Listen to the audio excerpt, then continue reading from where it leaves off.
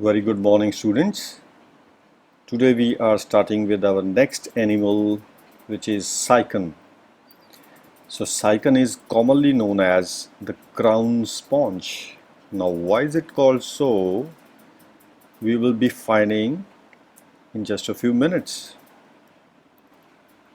If we go by the systematic position or classification of Sycon, so the phylum here is the Porifera. The class is Calcarea and the order is Heterocoela. Sycon is also known as the urn sponge because it has got a water vessel like structure, a vase like structure, or we can say a long pot like structure. So here in this diagram you can very well see the Sycon in the real life. So they are present in water and they perform swaying movements, and here you can see these are the osculi. The single is called as osculum. So this is the outpour from which the water goes out of the body of the Sycon. Here in this particular video we'll be emphasizing on the structure of this crown sponge, and we will be seeing the anatomical characterizations of this Sycon. Now this is a beautiful picture of Sycon, and if we go with the morphology of this particular animal, so here at the very lower side of this animal we have the base. So this is the base of the animal which is attached to the substratum. Next is what we have is called as the cylinder. So this is the basic body of the Sycon. Now here you can see numerous pores in this particular cylinder.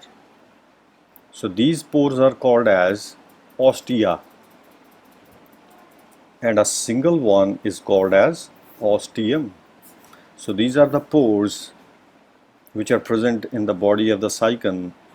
That's why they are called as poriferans, because the basic characteristic of poriferan is the presence of the pores.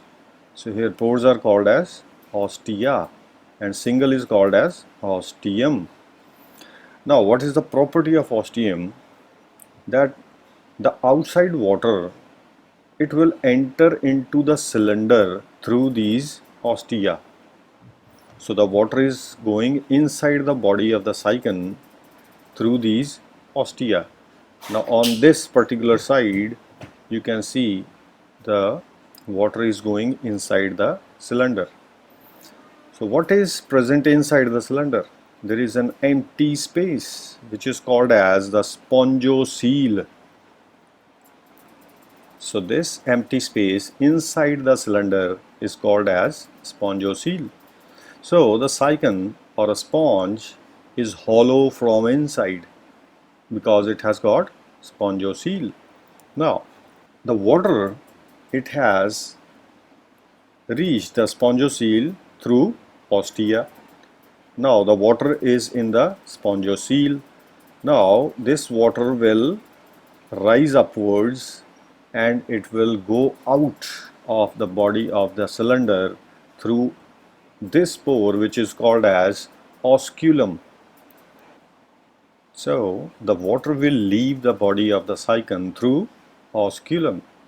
So the water was entering inside the body through ostia and the water is leaving the body through osculum. On the tip of the Sycon, around the osculum, here there are present many bristle-like structures. Actually these are the spicules. These spicules are very thin needle-like structures which are protecting the osculum. So the osculum is protected by these thin, long, needle-like spicules. These spicules, they help to protect the Sycon. So these spicules, they form a crown-like structure over the Sycon. That's why Sycon is called as the crown sponge. So this is due to the presence of these spicules around the osculum. Just to recall everything, so we have a base first of all. So base is attached to the substratum. Then we have cylinder. This is the main body of the Sycon. Cylinder is hollow from inside, and inside is present an empty space which is called as spongiocele. So the cylinder has numerous pores which are called as ostia. Single is called as ostium. Water enters from ostia into the spongiocele, and from spongiocele the water goes out through the osculum, and osculum had many spicules, and these spicules, they were forming the crown. That's why Sycon is called as the crown sponge. In this diagram also you can see the oscula. So these are the osculum of the Sycon. Now students, this particular diagram, it is the LS of a single cylinder of Sycon. So what we know about this cylinder now, just see, at the very base we have the substratum. Now this is the base. Now the cylinder has got numerous spicules which are coming out of the cylinder. So these are all for protection. So these are the spicules. At the tip we had long spicules which were forming the crown, but here also in the whole body of the Sycon we have numerous spicules, the needle-like structures. Okay, then we have what we know is the spongiocele. This is the central cavity which is the hollow one. Then we know about osculum, and then we know about the oscular fringe which is formed of the long spicules, the crown. Now if we see the body of the Sycon, it is having numerous invaginations. Now here you can see the invaginations. So invaginations, they have got alternate evaginations also. The body wall of the Sycon is not straight. It is having foldings. So this folding and infolding of the body wall, it forms a system in Sycon which is called as the canal system. And this is the most important question in Scypha. This is a slide of the longitudinal section of the Sycon. So here you can well see the presence of spongiocele in the very center. So this is the empty space, and this is the osculum. So what I want to show you in this particular picture is the foldings and infoldings of the body wall. So these are the pores, these are the ostia. So if we go with the diagram of this particular longitudinal section, it will be seen like this. So students, this is the diagrammatic longitudinal section of the Sycon. So here you can see the invaginations and the evaginations of the body wall.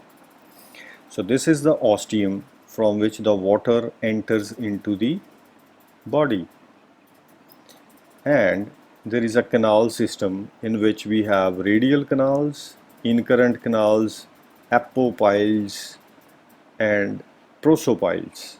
So these are the four main units of canal system. Now this is a part of the body wall which is having an invagination and one evagination. So first of all we should know that this is a part of the body wall. Secondly, I have told you that water comes from outside into the body of the Sycon through ostia. So this is the ostium from where the water enters into the body. Now this water which is coming through the ostium, it enters this particular canal which is called as the incurrent canal. Yes, so this is the incurrent canal. Now this canal is blind from this particular side. So where the water goes from this canal? So these are the small channels which are present on both the sides. These are called as prosopiles. So water from in-current canal goes to prosopiles. So these prosopiles, they open into the adjacent canal which is called as the radial canal. So this is the radial canal, and you can see the radial canal is blind on this side. There is no opening on this side. Now this particular part is called as the apopyle. So from apopyle, this water enters into the central spongiocele, the central cavity of the body. And here one thing is worth mentioning, that it is the ostium and it is covered with myocytes. It is having myocytes on the entry point. So myocyte is a muscle cell which can relax or contract. So that means the pore inside this particular ostium can be contracted or relaxed. So that means the water coming inside through this ostium can be regulated. So myocytes are the regulatory cells which can increase or decrease the incoming water from this ostium, which is entering into the in-current canal. These are the spicules which are present outside and inside the body. This particular diagram shows the water current in the body of the Sycon. So the water from the exterior, first of all, it enters into the ostia or the dermal pores. So I have written here ostium. So this is the single pore.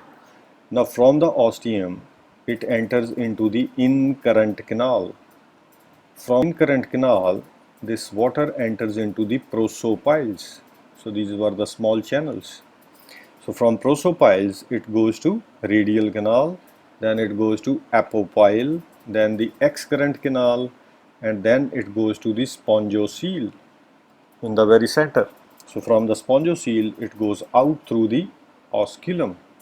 So this is the whole water current in the body of the Sycon.